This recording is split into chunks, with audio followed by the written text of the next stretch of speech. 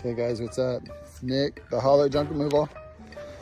We're out here today in Vista at a repeat customer's house. And we're gonna pick up this. We're gonna dig out this.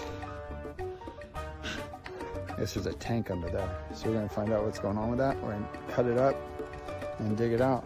So if you have something that's buried in your backyard, you don't know what it is, you want it excavated, give us a call.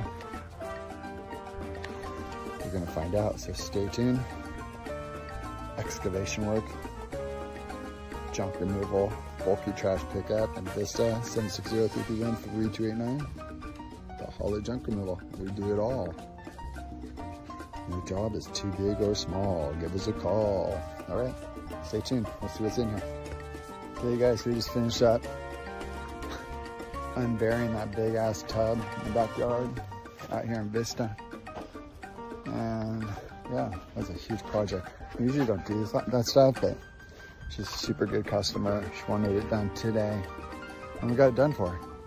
So if you need something that's unusual, that's kind of funky job, don't know who to call, give us a call. The Hauler Junk Removal at 760-331-3289, or go to our website, check it out, or check the link below, and you know, just go check it out and book it online.